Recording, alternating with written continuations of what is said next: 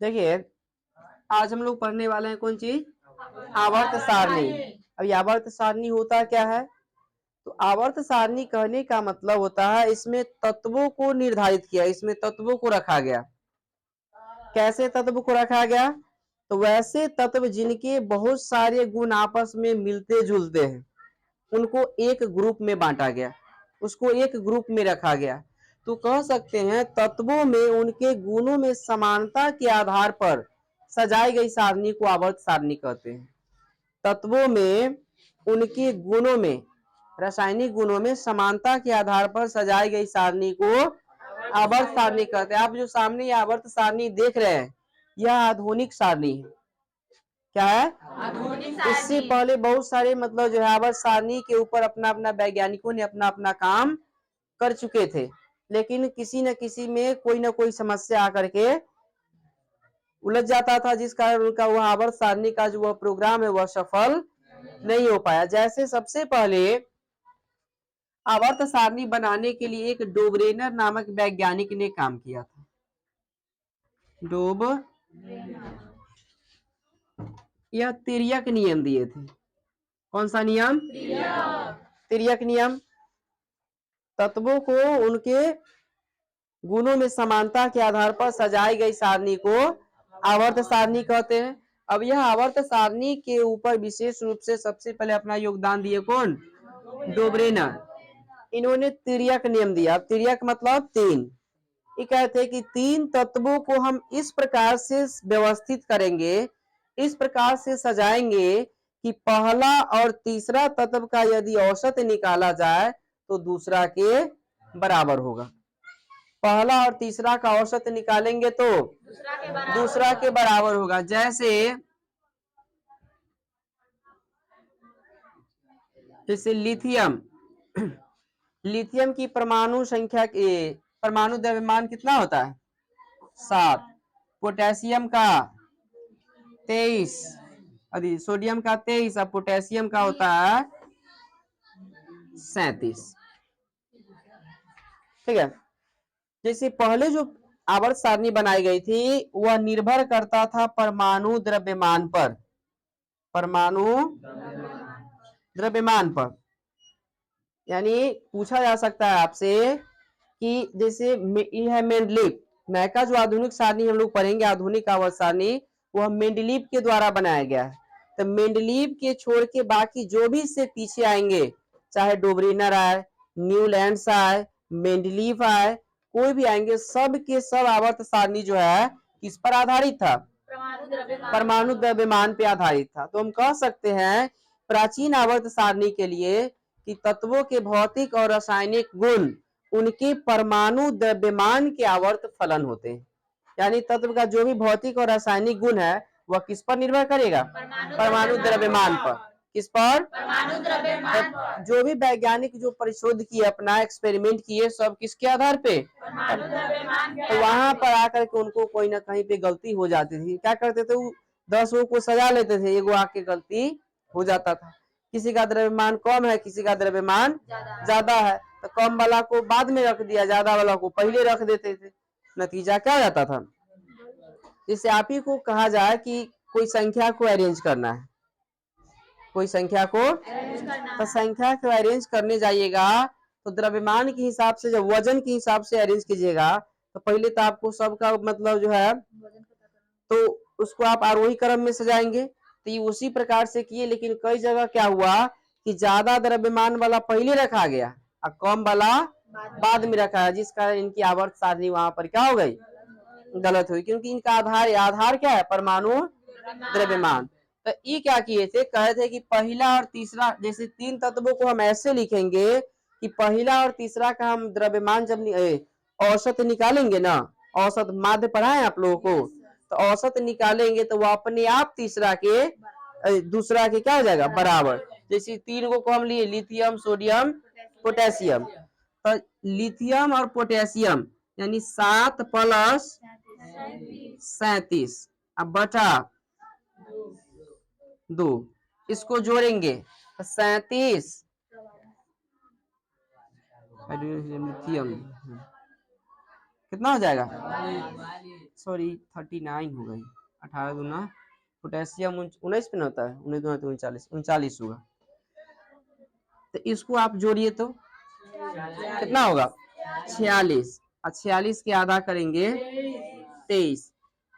Lithium का परमाणु द्रव्यमान 7 होता है, सोडियम का 23 होता है, पोटेशियम का 39 होता है। तब पहला हो गया लिथियम और तीसरा हो गया, तब पहला तीसरा का हम औसत निकाले, यानी पहला 7 है, दूसरा और दो संख्या का औसत निकालना है तो 2 से डिवाइड करेंगे, 3 का निकालना है तो 2 से जब हम इसमें डिवाइड किए जोड़े तो 46 को 2 से भाग के कितना है 23। तो बताया डोबरीनार कि यदि 3 तत्वों को इस प्रकार व्यवस्थित करे कि पहला और तीसरा का जब हम औसत निकाले तो वह दूसरा के बराबर है, बराबर होगा, पहला और तीसरा का औसत दूसरा के बराबर आएगा। यही है डोबरीनर का तिर्यक नियम। डोबरेनर का तिर्यक नियम, डोबरेनर का तिर्यक नियम कहता है कि 3 तत्वों को हम इस प्रकार व्यवस्थित करें कि पहला और तीसरा का औसत दूसरा के बराबर हो, पहला और तीसरा का औसत दूसरा के बराबर हो। ये था डोबरेनर का तिर्यक नियम। किसका तिर्यक नियम, डोबरेनर का। अब देखिए आगे न्यूलैंड्स का अष्टक नियम। इससे पहले जो हम लोग देखे थे डोबरेनर वाला, डोबरेनर जो वैज्ञानिक थे उतना फ्रेंकली यानी क्लियरली रूप से जो है इस आवर्त सारणी के बारे में वो नहीं बताए थे और तत्वों के बारे में उतना विशेष रूप से नहीं बता पाए थे। वो न्यूलैंड्स क्या किए थे, इस संगीत के जो 7 सुर होते हैं सा रे गा मा पा धा नी सा, संगीत के जो सुर होते हैं उसी सूर्य के आधार पर तत्वों को उनके बढ़ते परमाणु द्रव्यमान के हिसाब से व्यवस्थित किए। कौन, न्यूलैंड्स। न्यूलैंड्स नामक वैज्ञानिक जो है 8 तत्वों को, कितने नाम से है न्यूलैंड्स का अष्टक नियम, अष्ट मतलब 8, एक अष्टक नियम वो पढ़े थे वो अलग था, जो कोई भी तत्व अपने अस्थायित्व के लिए अपनी अंतिम कक्षा में 8 इलेक्ट्रॉन पूरा करना चाहता है, एक वो अष्टक नियम, और एक अष्टक नियम ये हो गया जिसमें न्यूलैंड्स के द्वारा प्रतिपादित किया गया। न्यूलैंड्स का मानना था कि यदि हम 8 तत्वों को उनके बढ़ते परमाणु द्रव्यमान के हिसाब से सजाएं तो पहला और 8वां तत्व का भौतिक और रासायनिक गुण आपस में क्या होगा, सेम होगा। ये बात बताया था। जिस प्रकार संगीत के जो 7 सुर होते हैं क्या होते हैं, सा रे गा मा पा धा नी सा। देखिए तो 1 2 3 4 5 6 7, 8वां सेम है कि नहीं है, सेम चलेगा, सा रे गा मा पा धा नी सा रे गा मा पा धा नी, इस टाइप से। यानी प्रत्येक पहला का गुण किससे मैच करेगा, 8वां से। तो यही बात बताए थे कौन, न्यूलैंड्स। ये कहे थे कि तत्वों को उनके बढ़ते परमाणु द्रव्यमान के हिसाब से सजाएंगे तो पहला का गुण और 8वां का गुण आपस में सेम होगा। जैसे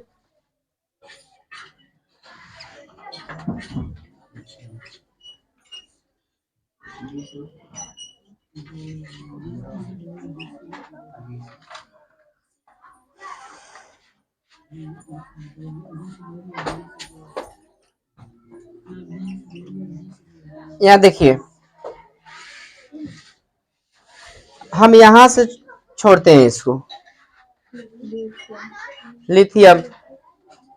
अब यहां से देखिए था 8वां, क्या मां, पहला दूसरा तीसरा चौथा 5वां 6ठा 7वां 8वां, यानी पहला का गुण जो है केकरा बराबर, 8वां के बराबर। फिर यहाँ पे आएंगे यहाँ से, तो फिर यहाँ से गिरेंगे 1 2 3 4 5 6 7 8, यानी लिथियम का जो गुण है वह सोडियम के जैसा मिलेगा।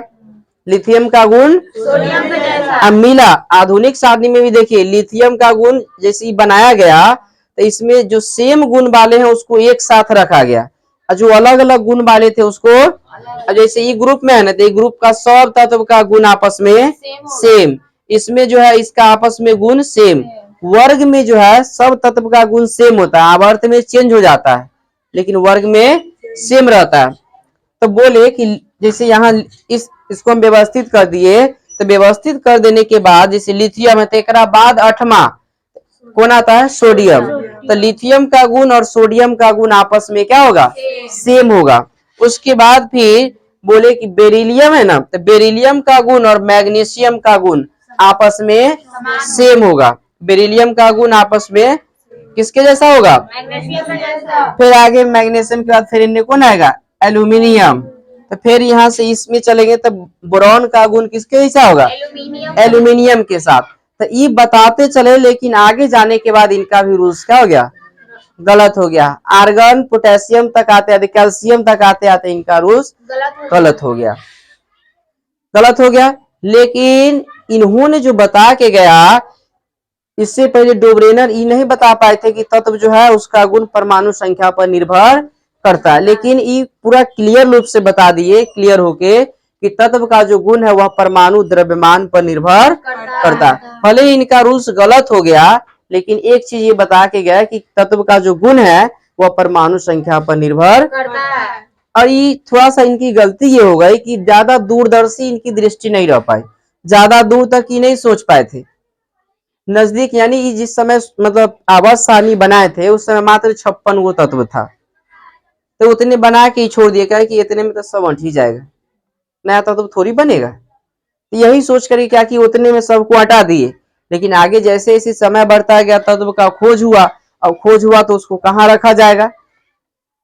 मान लीजिए कि हम बोर्ड पे कोई डाटा बनाए, ठीक है, और उस डाटा में उतना चीज को भर दिया, बाद में फिर और कुछ याद पड़ा, उसमें जगह ही नहीं है। मान के चलिए कोई फंक्शन है, उसके लिए हम लोगों को क्या करना है? हर चीज को मतलब कलेक्ट करना है, कि हर चीज उपाय करना है, लाना है उस फंक्शन में यूज के लिए। एक पेज है हमारे पास, सब चीज भर लिए हैं, उस पर लिखते लिखते पूरा भर गया, फिर भी जो है और भी चीज याद धीरे धीरे आ रहा है, सब छूट रहा है, क्या होगा? फिर दूसरा पेज लगाएंगे। आवर्त सारणी ऐसा है कि सब चीज को एक गो में रखना है, एक गो में रखना है, आप दूसरा बाहर से उसमें नीचे से इधर से ऐड नहीं कर सकते। तो इस कारण क्या हुआ? न्यूलैंड्स का जो यह अष्टक नियम था, इनका यह सिद्धांत क्या हो गया? गलत हो गया। और इनके द्वारा आवर्त सारणी बनाने का जो प्रयास था उसको लोग धीरे धीरे गलत मानने लगे, और इनको मतलब क्या किए? इस आवर्त सारणी को छोड़ दिए। लेकिन इनका एक चीज याद रखिएगा आप लोग, न्यूलैंड्स के द्वारा ही यह बताया गया कि तत्व का जो गुण है वह परमाणु द्रव्यमान पर निर्भर करता है। किस पर निर्भर करता है? परमाणु द्रव्यमान पर। कौन बताए थे? तत्व का जो गुण है वह किस पर निर्भर करता है? कि जिस समय बनाए थे उस समय प्रकृति में कितने तत्व थे? आगे तक ही सोच पाए थे? इस कारण जब आगे तत्व का खोज हुआ तो इनकी आवर्त सारणी क्या हो गई? गलत हो गई। नहीं,